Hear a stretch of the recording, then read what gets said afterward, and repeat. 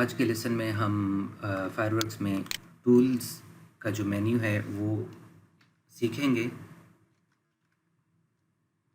Fireworks के जो tools section में सेलेक्ट का ऑप्शन है, उससे रिलेटेड आज हम काम करेंगे। एक डमी सा कैनवस साइज़ में ले लेता हूँ, लेट्स से 500 बाय 500 और रेजोल्यूशन में 100 रख लेता हूँ और वाइट स्क्रीन में सेलेक्ट कर लेता हूँ। जो कैनवस का कलर है वो डिफ़ॉल्ट में वाइट स्क्रीन ही ले लेता हूँ। Click okay. ये हमारे पास कैनवस वाइट कलर का आ गया। टूल सेक्शन को बेसिकली हम 6 सेक्शन में डिवाइड कर लेंगे। एक सेलेक्ट वाला, आज हम इसी लेसन में इसी लेक्चर में हम ये वाले टूल्स डिस्कस करेंगे। फिर उसके बाद बिटमैप वाला, फिर वेक्टर, फिर वेब, फिर कलर्स और फिर व्यू। सबसे पहले इस पॉइंटर का काम क्या है। जब भी आप जो भी चीज़ बना लें तो इस पॉइंटर से आप उसको सेलेक्ट कर सकते हैं या साइड पे क्लिक करके आप डीसेलेक्ट कर सकते हैं। लेट्स से फॉन्ट टूल या टेक्स्ट टूल हमने पिछले लेसन में डिस्कस किया था। यहाँ पे फिर से इसको यूज़ करते हैं। क्लिक कर दिया मैंने इस पर, यहाँ पे मैंने क्लिक किया, फ़ॉन्ट की प्रॉपर्टी यहाँ पे आ गई, फ़ॉन्ट स्टाइल और font size.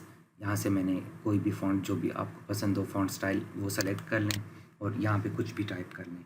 Let's say keyboard मैंने लिख लिया है। एट द मोमेंट किस व्यू में हम काम कर रहे हैं टाइम टू टाइम, क्योंकि ये जो फ़ॉन्ट आपको अभी नज़र आ रहा है क्लियरली विजिबल नहीं है, ब्लर नज़र आ रहा है। तो एट द मोमेंट यहाँ से आप देख सकते हैं कि ये चूँकि 76% है तो इस वजह से ये आपको प्रॉपर्ली नहीं दिख रहा। अगर आप 100% क्लिक करेंगे, 100% सेलेक्ट करेंगे तो ये आपको क्लियरली विजिबल हो जाएगा। लेकिन याद रहें कि इस टाइम ये आपका टेक्स्ट टूल सेलेक्टेड है, मतलब अभी आप इसमें टेक्स्ट टूल में ही काम कर रहे हैं।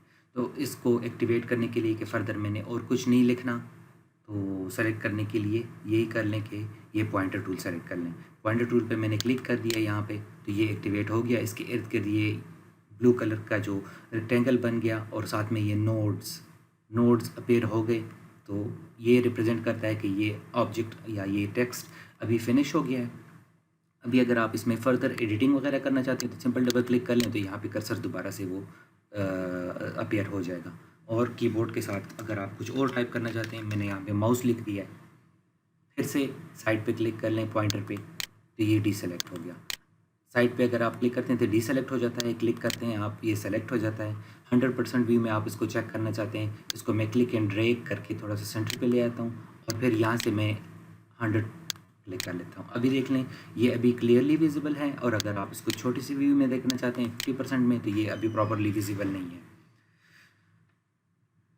अभी इस टेक्स्ट टूल का क्या, इस टेक्स्ट टूल से रिलेटेड मैंने जो यहाँ पे ये कीबोर्ड माउस लिख लिया है, तो इसका फंक्शन बेसिकली क्या है। यहाँ पर फायरवर्क्स में आप अगर कोई भी पिक्चर लाना चाहते हैं तो इसका प्रोसीजर क्या है। उसका प्रोसीजर यही है कि आपने सिंपल क्या करना है, अपने डिज़ायर्ड लोकेशन पे चले जाएं जहाँ पर आपकी जो पिक्चर है वो पड़ी हुई है। मिनिमाइज़ कर लेते हैं इसको। लेट्स से मैं ये पिक्चर लाना चाहता हूँ।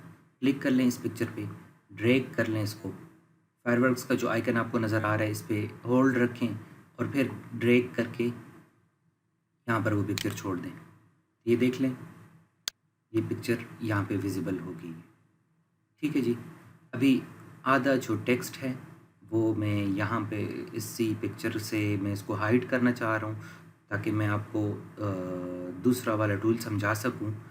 लेट्स से यहाँ पे मैंने ये पिक्चर यहाँ पे इस तरह रख दिया है। पिक्चर का आप पूरा हिस्सा देख सकते हैं कि जो हिस्सा इसका कैनवस के अंदर नज़र आ रहा है वो विजिबल है और कैनवस से आउटसाइड वाला वो इसको निगलेक्ट कर रहा है। सेलेक्ट टूल में हमारे साथ ये जो माउस कर्सर आपको नज़र आ रहा है ब्लैक सा पॉइंटर, इसके साथ नीचे ये एक ड्रॉप डाउन का छोटा सा बटन है। इसका मतलब यही है कि इस टूल में इस सेलेक्ट या पॉइंटर टूल से रिलेटेड एक और टूल मौजूद है। तो इसी बटन पे अगर आप क्लिक करते हैं या इसी पॉइंटर पे आप क्लिक और होल्ड करते हैं तो वो इसके अंदर जितने भी और टूल्स होंगे तो वो विजिबल हो जाएंगे। फर्स्ट वन हमारे साथ है पॉइंटर टूल जिस पे हम काम कर रहे थे, और select behind tool. Select behind tool का क्या मकसद है, एक्टिवेट कर लें कि इस पिक्चर के पीछे जो कुछ भी है वो सेलेक्ट कर लें। जैसे क्या, अभी एट द मोमेंट ये जो के नज़र आ रहा है ये असल में के नहीं है, ये कीबोर्ड है और साथ में माउस लिखा हुआ है, लेकिन मैं इसको इस साइड से मैं सेलेक्ट नहीं कर रहा, ये मैं इसको पिक्चर के ऊपर से सेलेक्ट करना चाह रहा हूँ ताकि मैं देख सकूँ कि यहाँ पे बैकग्राउंड में क्या है। देख लें, जो ही इस सेक्शन पे मैं आ जाता हूँ तो वो सिलेक्शन के जो नोड्स हैं वो अपीयर हो जाते हैं रेड कलर में। तो इसको क्लिक कर लें और अभी इसके साथ जो कुछ करना चाहते हैं, अगर मूव करना चाहते हैं तो माउस कीबोर्ड के एरो कीज़ को यूज़ कर लें, एरो कीज़ से इसको लेफ़्ट साइड पे ले जाएं। देख लें, अगर ये एरो कीज़ से ये स्लोली मूव कर रहा है तो साथ में शिफ्ट बटन प्रेस रखें और फिर मूव करते जाएं। तो देख लें, शिफ्ट के साथ थोड़ा सा तेज़ी से मूव हो रहा है कीबोर्ड और माउस। तो ये फंक्शन था इस चीज़ का, सेलेक्ट बिहाइंड टूल का, कि इस ऑब्जेक्ट के पीछे जो कुछ भी है वो सेलेक्ट कर लो। सेम इसी तरह ये वाला पॉइंट क्या है, सब सेलेक्शन टूल। सब सेलेक्शन टूल को ज़्यादा डिटेल में से मैं डिस्कस नहीं करना चाह रहा एट द मोमेंट, क्योंकि इसका ताल्लुक़ यहाँ पे जितने भी टूल्स हैं सब के साथ है। तो फॉर द टाइम बीइंग मैं सिर्फ ये कह सकता हूँ कि इस सब सेलेक्शन टूल से हम नोड्स की पोजीशन चेंज कर सकते हैं। देख लें, अगर पॉइंटर टूल में एक्टिवेट कर लेता हूँ यहाँ पर तो ऑटोमेटिकली जो ही ये माउस कर्सर ये पॉइंटर नोड के पास आ जाता है तो इससे ही सब सेलेक्शन टूल बन जाता है। देख लें, वाइट कलर का बन जाता है। इसका फ़ायदा क्या है? इसका फ़ायदा यही है कि बाद में आप अगर नोड की पोजीशन वगैरह चेंज करना चाहते हैं एट द मोमेंट तो ये इस तरफ बिहेव कर रहा है। देख लें, स्पेसिंग वगैरह लाना चाहते हैं तो ये सब सेलेक्शन टूल का काम है, लेकिन एट द मोमेंट ये इजीली आप इसको समझ नहीं पाएंगे जब तक हम शेप्स में ना आ जाएं कि रेक्टेंगुलर टूल या सर्कल या एलिप्स या पैरेललोगन पॉलीगॉन या एरो टूल, जितने भी यहाँ पे टूल्स हैं। ये अभी मैंने इन टूल्स को ओपन करने का प्रोसीजर मैंने क्या किया कि क्लिक किया है और क्लिक और होल्ड, तो इसी रेक्टेंगल के अंदर फर्दर जो रेक्टेंगल से रिलेटेड शेप्स हैं, डिफरेंट शेप्स हैं जिनका बिहेवियर प्रॉपर्टी उनकी सेम होगी लेकिन जस्ट शेप चेंज होगा, तो वो सारी टूल्स विजिबल आ गए हमारे पास भी, वो आप इसको इजीली देख सकते हैं। ठीक है जी, कीबोर्ड पे मैंने दोबारा से सिलेक्शन करनी है तो यहाँ से पॉइंटर टूल सेलेक्ट कर लें। पॉइंटर टूल के थ्रू यहाँ से कीबोर्ड मैंने क्लिक किया है और इसको डिलीट करते हैं। ये डिलीट हो गया। बाकी जो पिक्चर है इसका क्या मकसद है, यहाँ पे मैंने पिक्चर इंपोर्ट की लेकिन ये जो कि कैनवस से आउटसाइड है, अभी ये पिक्चर मैंने सेलेक्ट किया। नेक्स्ट जो टूल हम यूज़ कर रहे हैं कि इसको हम रिसाइज़ करना चाहते हैं तो यहाँ से आप देख लें स्केल टूल। स्केल टूल में फर्स्ट वन ऑप्शन है स्केल टूल, नॉर्मल, स्कीव टूल, फिर distort tool. First scale tool तो सेलेक्ट कर लें और आप इसका साइज़ चेंज कर सकते हैं। देख लें, कॉर्नर से भी, एक साइड से भी, दूसरे साइड से भी, इस कॉर्नर से भी, लेकिन कोशिश करें कि जब भी आप कोई पिक्चर में कोई चेंजेस लाना चाहते हैं, उसको रिसाइज़ करना चाहते हैं तो उसको कॉर्नर से उसका साइज़ एडजस्ट कर लिया करें, क्योंकि जब भी आप उसी पिक्चर को कॉर्नर से एडजस्ट करेंगे तो ये अपनी जो पिक्चर की या जो फ़ोटो की जो एक्चुअल रेशो होगी हाइट और विड्थ की तो वो ख़राब नहीं करेगा, ना वो स्कीव होगा ना वो आपको ऑड नज़र आएगा। जैसे अगर ये एक नॉर्मल बंदे की फ़ोटो है और ये मैं इसको लेफ़्ट साइड से मैं इसको छोटा करना चाहता हूँ तो देख लें इस पिक्चर ये होल पिक्चर, ये सारा पिक्चर ही डिस्टर्ब हो जाएगा। देख लें एक्चुअल रेशो इसका ख़राब हो गया। कंट्रोल Z से मैं वापस चला जाता हूँ। ठीक है जी, इसके ओरिजिनल फॉर्म में कॉर्नर से इसको एडिट कर लें, रिसाइज़ कर लें, इस कॉर्नर से भी इसको रिसाइज़ कर सकते हैं। फर्दर इसी टूल में एक और टूल है स्कीव टूल। स्कीव टूल का क्या काम है, सेलेक्ट मैंने कर दिया है, ये जस्ट साइड्स को स्कीव कर सकता है। एक साइड पे आप इसको लेना चाहते हैं, दूसरे साइड पे ले जाना चाहते हैं। इससे हम पिक्चर्स में मुख्तलिफ़ किस्म के इफ़ेक्ट्स वगैरह डाल सकते हैं कि ये पिक्चर दीवार पे साइड से दिखे, ये दीवार पे किसी ने पेस्ट की हुई है, या कोई नोटिस बोर्ड है और आप उस पर अपनी पिक्चर लगाना चाहते हैं किसी फ़ोटो में, और इसी एडिटिंग टूल की मदद से इसी फायरवर्क्स में आप वो नोटिस बोर्ड भी यहाँ पे ले आते हैं, लेकिन नोटिस बोर्ड की पिक्चर किसी ने साइड से ली हुई है, तो आप स्कीव टूल की मदद से अपने फ़ोटो को वहाँ पर आसानी से एडजस्ट कर सकते हैं। इसके बाद डिस्टॉर्ट टूल है। फर्स्ट कंट्रोल Z दबा लेते हैं, कंट्रोल Z, ये नॉर्मल फॉर्म में आ गया। अभी डिस्टॉर्ट टूल का क्या मकसद है? डिस्टॉर्ट टूल भी सेम इसी फंक्शन से रिलेटेड है, स्केल टूल से रिलेटेड है, जिसके थ्रू आप अपने पिक्चर के एक साइड को खींच के उसका एंगल, एस्पेक्ट रेशो और व्यूएबल एंगल उसको चेंज कर सकते हैं। ठीक है जी, ये सिंपल इसका यूज़ था। एक साइड को अगर आप यूज़ करना चाहते हैं, क्लिक कर लें साइड से, इसको ड्रैग कर लें, कंट्रोल Z। यहाँ पर एक और टूल है हमारे पास,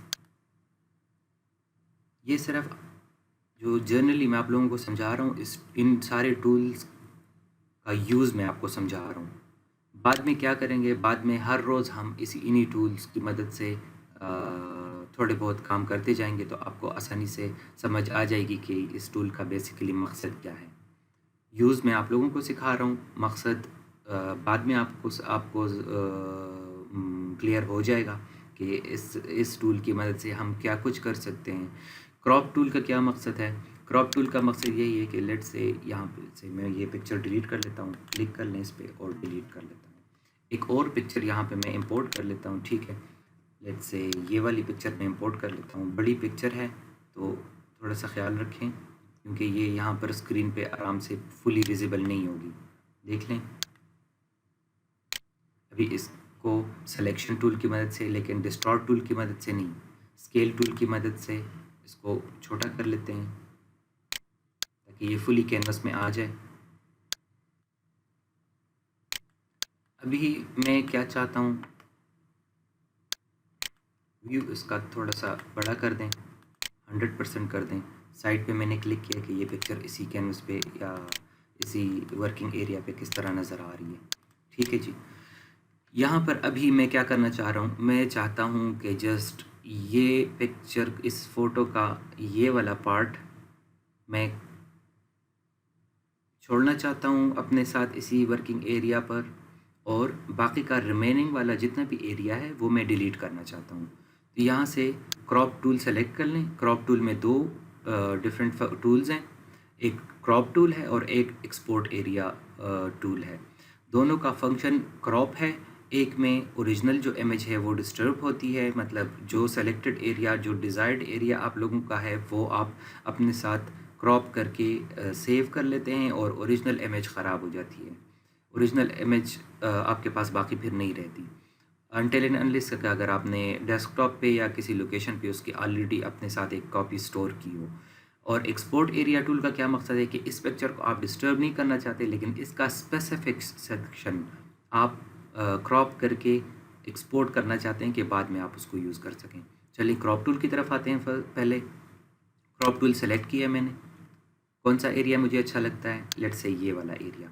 याद रखें इस टूल को यूज़ करने के साथ साथ इस कैनवस का वर्किंग एरिया भी according to this cropped area resize हो जाएगा। अभी किस तरह हमें पता चलेगा कि ये कितना है? प्रॉपर्टी बार पे आ जाएं, 135 और हाइट, विड्थ 135 और हाइट 130। आप इसको रिसाइज़ भी कर सकते हैं कि ये क्रॉप एरिया में अपना रिसाइज़ करना चाहता हूँ और इतना एरिया में क्रॉप करना चाहता हूँ और ये वाला इतना। और इसके बाद क्या करना है, डबल क्लिक करना है यहाँ पर इसी क्रॉप्ड एरिया का जो सिलेक्शन है इसी के अंदर। अगर आपने यहाँ पे क्लिक किया ये प्रॉपर्ली नहीं करेगा, यहाँ पे आपने अंदर क्लिक करना है। डबल क्लिक से वो क्या हो गया, वो ओरिजिनल इमेज बाकी का रिमेनिंग ख़त्म हो गया और जस्ट आपका जो क्रॉप्ड एरिया था वो विजिबल फॉर्म में आ गया।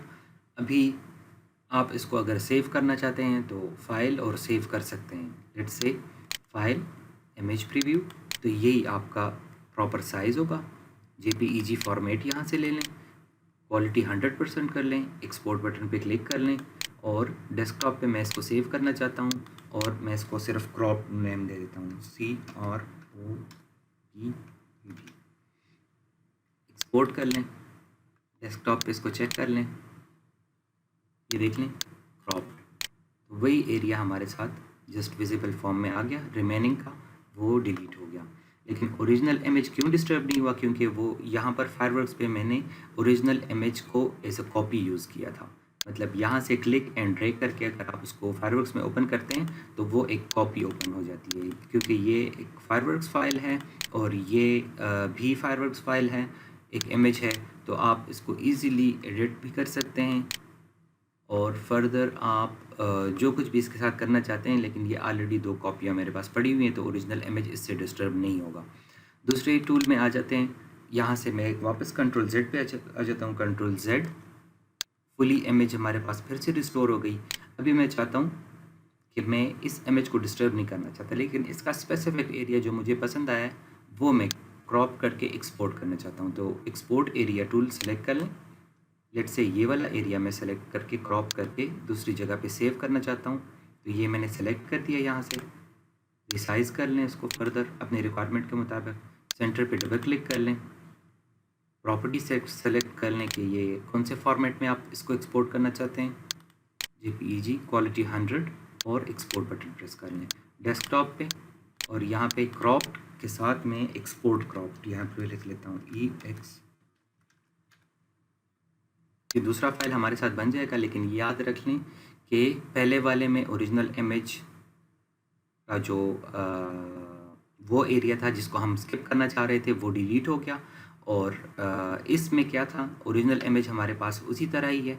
जो हमारी डिज़ायर्ड लोकेशन थी जिसको हमने अलग से एक इमेज बनाना था, वो हमने एक्सपोर्ट एरिया टूल की मदद से साइड पे डेस्कटॉप पे सेव कर दिया है। किस तरह? साइड पे क्लिक कर लें, पॉइंटर टूल एक्टिवेट कर लें, साइड पे क्लिक कर लें, मिनिमाइज़ कर लें इसको, और साथ में यहाँ पे चेक कर लें एक एक्सपोर्ट क्रॉप्ड और एक क्रॉप्ड। एक्सपोर्ट क्रॉप्ड को डबल क्लिक कर लें, सेम वही इमेज हमारे साथ एक्सपोर्ट हो गई है। एक मिनट, थोड़ा सा टाइम ले रहा है। ये देख लें, ये अभी हमारे साथ वो सेलेक्टेड एरिया क्रॉप्ड होके एक्सपोर्ट होके यहाँ पे आ गई है। क्लोज कर लें इसको। ये था हमारा आज का लेसन जिसमें हमने डिस्कस किया पॉइंटर टूल। देख लें, pointer tool, select behind tool, किसी ऑब्जेक्ट के पीछे अगर कोई चीज़ छुपी हो आप उसको किस तरह सेलेक्ट कर सकते हैं। और फिर उसके बाद थोड़ा बहुत मैंने यहाँ पे ये डिस्कस किया था कि सब सेलेक्शन टूल का क्या काम है। सब सेलेक्शन टूल का काम है नोड्स वगैरह से में डिफरेंट वगैरह से चेंजेस अगर आप लाना चाहते हैं तो ये नोड्स के साथ इसका ताल्लुक़ है, शेप्स के नोड के साथ इसका ताल्लुक़ है। और फिर इमेज यहाँ पे मैं सेलेक्ट कर लेता हूँ ताकि ये एक्टिवेट हो जाए। और फिर उसके बाद हमने कुछ इमेज को रिसाइज़ किया, फिर स्कीव टूल उस पर यूज़ किया है, फिर डिस्टॉर्ट टूल यूज़ किया है एंगल वगैरह चेंज करने के लिए। उसकी एक्चुअल जो रेशो थी पिक्चर की, फ़ोटो की, वो हमने चेंज की। और फिर हमने क्रॉप टूल डिस्कस किया कि इमेज से कोई स्पेसिफिक सेक्शन हमने क्रॉप करके साइड पे सेव कर दिया। दूसरा export area tool, difference between crop tool और एक्सपोर्ट एरिया टूल, वो हमने डिस्कस किया। नेक्स्ट लेसन में हम बिटमैप वाले सेक्शन डिस्कस करेंगे। Thank you.